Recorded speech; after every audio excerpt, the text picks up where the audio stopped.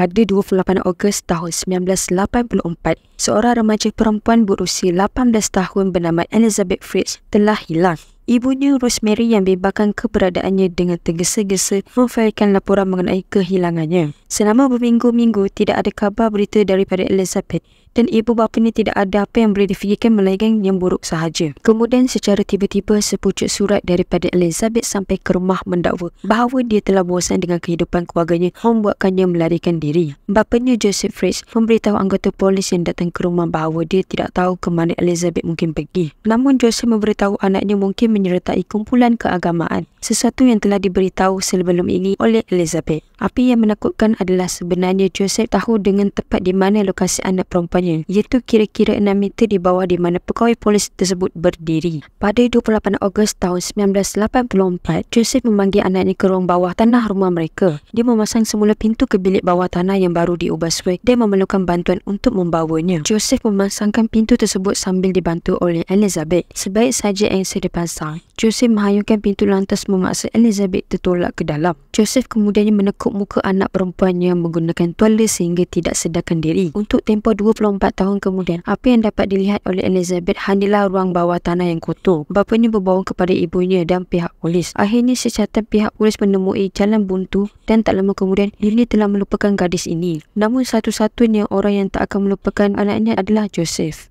Apa yang diketahui oleh keluarga Fritz, Joseph akan menuju ke ruang bawah tanah setiap pagi pukul 9 pagi untuk membawa pelan bagi mesin yang dijualnya. Kadang-kala dia akan bermalam di ruang bawah tanah, tetapi isterinya tidak bimbang kerana suaminya seorang yang bekerja keras dan dedikasi terhadap kerjayanya. Akan tetapi di mata Elizabeth, Joseph merupakan seorang raksasa. Joseph biasanya akan melawat anaknya itu setiap pagi. Paling kurang Joseph akan melawat Elizabeth di ruang bawah tanah sebanyak 3 kali seminggu. Untuk 2 tahun yang pertama, dia membiarkan Elizabeth bersendirian dan menjadikan tawanan. Kemudian sesuatu yang menjijikkan berlaku. Joseph mula merogol anaknya meneruskan apa yang dilakukan pada waktu malam sejak Elizabeth berusia 11 tahun. Selepas 2 tahun dikurung, Elizabeth disahkan hamil namun telah mengalami keguguran dalam tempoh 10 minggu kehamilannya. Bagaimanapun 2 tahun kemudian dia hamil lagi. Pada Ogos tahun 1988, seorang bayi perempuan yang diberi nama Christine. 2 tahun kemudiannya, seorang lagi bayi dilahirkan dan kali ini merupakan seorang lelaki yang diberi nama Stefan. Christine dan Stefan kekal di ruang bawah tanah dengan ibu mereka untuk tempoh tersebut. Mereka dijaga oleh Joseph yang akan membawa makanan dan air setiap hari.